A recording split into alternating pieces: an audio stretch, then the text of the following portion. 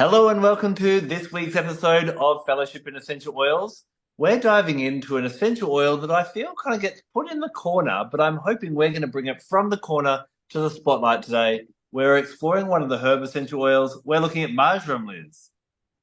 We are, and I have to say, this is one of my sister's favourite oils. Whatever you say, I don't feel well today. Some marjoram, you need some marjoram. But as you quite rightly say, it's not really one that I leap on very often either. Although I do like it a lot. I must admit, when I was kind of preparing for this week's episode, I'm like, oh, good old marjoram. It's kind of like that trusty friend who you forget about kind of thing. Because it does, as a herb essential oil, they all kind of have a couple of uses. But marjoram is quite extensive in what it can be used for, can't it? Yeah, right across the board. And what's interesting, I found about the way that I learnt about it. Often I'll look at an oil and I'll go, right, what are the chemicals constituents? Where do they take those? But because it's a Western plant that grows extensively here, there's so many herbals that, in a way, in some ways, it's a bit like maybe rosemary or mint. You're almost born knowing what it does because it grows Mm. around you. It's in all the herbals. If you get like any kind of little sort of basic herbal medicine book, it's going to tell you what marjoram does. So yeah, as you say, so many different uses right across the board. Now, I'm sure you've got a multitude, but I'll talk about the couple where I really like it. First of all, it's in my kind of rotation of sleep oils. I love it in the diffuser at night. What I love about it is it's compared to, when we think about our other ones that are a bit more floral or a bit more woody kind of thing, or, vetiver and things like that. This is one of the very few, I guess, leaf oils that is really great for sleep. And I find it has this real nurturing kind of feeling about it. So when we need a bit of a hug, when I know it's sacred to a few different deities, and we'll explore that a little bit later. But it does, especially in that autumn and spring when we're kind of really connecting and humming with the earth. I find marjoram's a really nice, comforting one to pop in the bedroom diffuser. But then it's also renowned for muscle aches and pains and being really quite relaxing for stress as well. So it is a real comforting and supportive essential oil, isn't it? Yeah, I mean, it's got a profound effect on the central nervous system. And I agree about the sleep. In fact, as you know, my mum always has always made creams and lotions, and her insomnia cream is lavender and marjoram. And she always says that it's very good for putting the circadian rhythms right so that your body clock knows when it goes to sleep. I've never seen that written anywhere else, but that seems to be correct to me. And we talked about those ancient herbals, and if you look at like Gerard, Culpeper, Parkinson, all of them say the same thing, that it's an extremely good oil or plant herb to use for melancholy, that it helps to make people merry again, and lifts the spirits a lot. So that's nice to know. But of course, we also have the physical nerves that go right through the muscles and through the body. And again, it loosens the muscles, it loosens the tendons, it loosens the nerves. That's what I was going to say. So it helps to release tension. So I wouldn't necessarily use it for like aches and pains, which are like rheumatism, arthritis. I would use it for overuse. So if somebody's got tense shoulders from tension, or from overuse of muscles, like an athlete, or I call it ballet legs. So uh, when I used to go back to ballet in September, after having 6 weeks off, it didn't hurt the next day. It hurt the day after that. I think suddenly you Yes. can't move at all. So those kind of things are really good ways to use marjoram as well. But also, of course, digestive. We use it in cooking because it will break down fats. It's a very important anti-diabetic herb, but also for just this idea of merriness, but also premenstrual problems. So there was a clinical trial that said that if a group of women were treated with clary sage, lavender, and marjoram, and after a month, the next month their pain was halved. Well, that is a lot, isn't it? And so if you think about like the reduction in pain because like of the cramping, I guess, but also the improvement on the mood, that one loses this melancholy thing. That's a big part of premenstrual syndrome as a whole. It's a very good gynecological oil, but plant generally. Both Gerard and Culpeper and Hildegard of Bingen all talk about how it is good for provender. And I was like, what on earth is provender? Provender is a word we need to bring back. It's such a lovely word, and it means the waste of the body.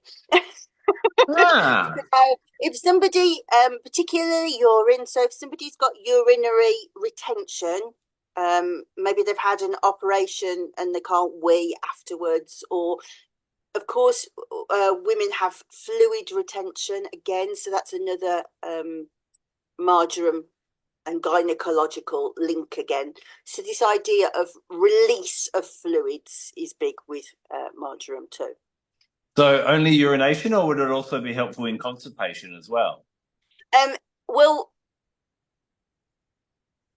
it is a bit laxative, but that wouldn't be the oil that I would choose. I'd go for something like rose, but it is more water. It's related to water. And if you think as well, we're going to leap forward. I'm leaping forward here just in associations, but we'll talk about how it's sacred to a number of deities. But in particular, Aphrodite is the easiest. Well, she's a water deity. Mm-hmm. Yeah. The water associations are strong in the mythology. Yeah. So I guess whenever the body in any essence has been doing a lot, overworked, and maybe holding on to that tension, it almost, I get the feeling that marjoram is kind of like the pin in the balloon, or the outlet valve that just lets everything release, let it out type of thing. Yeah, and actually I was thinking about this morning when we did our masterclass last week. We had a conversation about grief. And somebody said, well, what about grief? And I said, rose. And the lady said, I don't like rose. And so I went to myrrh. But actually, when I'm thinking about it, marjoram would have been an excellent thing for me to have said, because when you look at sort of the Grecian medicine in particular, it's all in, you put pots of marjoram on graves. You wear sprigs of marjoram for grief. It's this lifting melancholy idea again as well, just like this, almost like a dissipation. And it is called Joy of the Mountains. That's what the Greeks call it. And actually, so I can't believe I got this far without rattling my cage with a pet hate. But one of my pet hates is when you read about marjoram on the internet, it will often be mixed up with oregano. And they'll say oregano is Joy of the Mountains. No, it's Origanum majorana. It's definitely, there's nothing joyful about the feeling of about oregano, but there definitely is when you work with marjoram. Oh, I fully agree with you there, definitely. Now, let's explore a little bit about Aphrodite. Marjoram is said to be sacred to Aphrodite, but also one of her sons, Hymen, who was the god of marriage. And I find this is a really great oil for helping people. It works really nicely with the heart chakra, and I love to use it for, I find people that don't like the aroma of it, they've got a commitment issue somewhere. Now, that may be in relationships, it may be an uncertain and unwanting to commit to anything. And so their life is always in limbo in both their relationships and, choosing a job, choosing what they want to study at university, choosing what they want to do with their lives. This is the one that I find is really great for helping you to go, it's okay. Just, make a decision and let's see where you end up type of thing. So really good for tackling that. And yeah, anyone who's scared to commit in a relationship, I'd be working with marjoram over the heart chakra. What was his name? Hymen. I've never Hymen. heard of them before.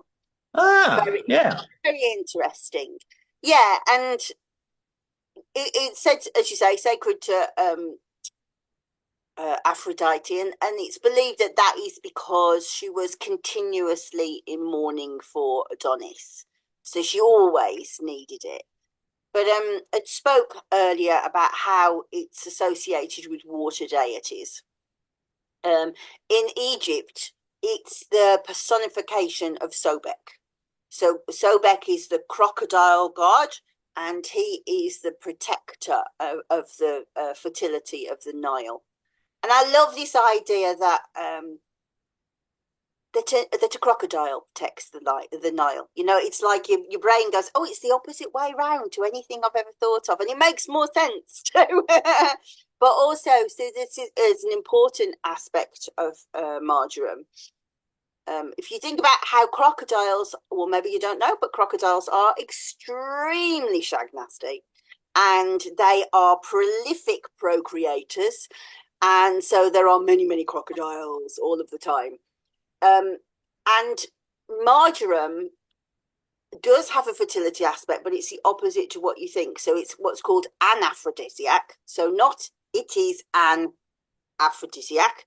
An aphrodisiac means it puts you off it. And so I love the idea that it's sacred to Sobek, and hopefully maybe we can control the crocodiles because there's so many of them. So I thought that's really interesting. So if it's I can't remember where I read it. Can't remember where I read it, but used in monasteries to help monks with celibacy and nuns with celibacy in convents. So this idea is if sometimes you have like somebody who has unbalanced, one person doesn't want to have sex, the other person really does, then and that causes problems, then marjoram can be really helpful with that. It really drops libido right down. And I guess, with what I was saying before about helping with commitment and kind of focusing on bringing people onto that path so that there is a strengthening commitment. I think I'm used to where, the marjoram was used in some marriage ceremonies for that symbolism of commitment as well. So really Yeah, powerful. Yeah. yeah. Now, I must admit, when I smell marjoram, it takes me back to my very early, early days with essential oils. So how I started was with a magazine subscription where each fortnight I'd get, it was for, next to nothing money. You'd get a little magazine and each fortnight a different essential oil would arrive. And I do question the quality and the purity of some of them because I think we got some pretty expensive essential oils for $5. So the marjoram in that collection, though, smells exactly like the marjorams I work with these days. So I guess it is a cheap essential oil to produce. And it always takes me back to those memories of that connection to the earth and Mother Earth starting to unveil her secrets through the essential oils, through, the crystals that I was working with and all that magic as well. So it has this real homely and connection to Mother Earth kind of aroma to it, which is quite, coincidental because in later years, I realized that another deity that marjoram is sacred to is Gaia herself, Mother Earth. And so I find it's a really beautiful oil for helping us come back to basics, come back to home, but not our house, but more so the home of Mother Earth as well. I love that. And as a bee mistress, I should also comment on how much bees love marjoram. When you got growing in the garden, you just have trillions of honeybees all over. So considering that in Greece it covered the mountains, and so therefore the mountains were covered in bees, so therefore gave this food of the gods honey. You can see how everybody got very excited when the marjoram started to blossom. So it really is a lovely, generous oil. It is very much. Now, you mentioned different deities. I've mentioned Hymen and Aphrodite. You brought up Sobek. We've talked about Gaia. Is there any others that are sacred to as well that you know of? I'm sure there's probably Indian deities, but I didn't look them up. Yeah. So I find it's really great for the heart chakra. What about yourself? Where would you place marjoram? Heart, but also nervous system. So that's not heart chakra. So Yeah. I'm going to say brow chakra as well. Okay. Yeah, got you. Yeah, that makes sense. Yep. And astrologically? Well, so again, that's informed by what Culpeper says. He tells us that it's Venus and Mercury, which is the same, isn't it? Heart chakra, brow chakra. Yep, I would definitely place it with Venus as well, type of thing. So yeah, I think it's an oil that, with that fact that, there are lots of different oils that are great for, especially I think at night, using marjoram at night. There's different things that are great for muscle relief, but a lot of them can be a little bit stimulating on the body. Whereas, this is a nice kind of comforting one at the end of the night.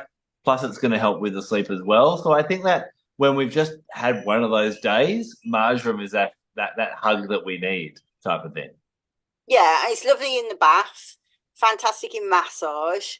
Um, if you're using it in massage, just blending it with something like clary sage has so many different aspects. So, like clary sage is mind and emotions, so is marjoram, but also gynecological.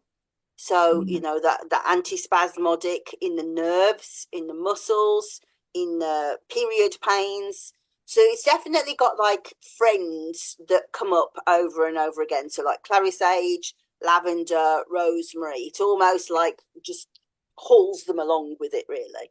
Always Yeah. end up with the same ones. And I guess with such a comforting oil, and an oil that does help us on that emotional level to commit and to connect with others, marjoram is willing to connect and commit to other essential oils rather than just stand on its own. Yeah, exactly. Yeah. Yeah, I love it. Yeah. Now, so a simple essential oil, but a one that has a multitude of uses, and it's worth kind of digging it out and using it from time to time, because I think we do forget about it.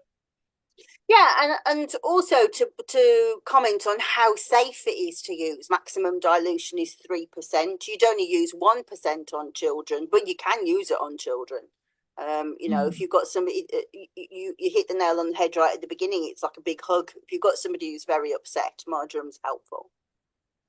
So we'd love to know. Please let us know in the comments what you think of marjoram or how you like to use it as well. And if we opened up any questions, you're like, oh, what about this for marjoram? Remember, the time to ask us is our masterclass. The next one's coming up on the 21st of March. You can tune in live, or you can put your questions in and watch the replay afterwards as well. All the details for that will be down below. Anything we've missed about marjoram, Liz? I don't think so. I'm going to go and get No. some myself. I feel like I could use it a lot today. Sounds like a good idea. I think I might too. Thank you very much for joining us for Fellowship in Essential Oils. We'll see you next week when we dive into another amazing gift from Mother Earth. See you.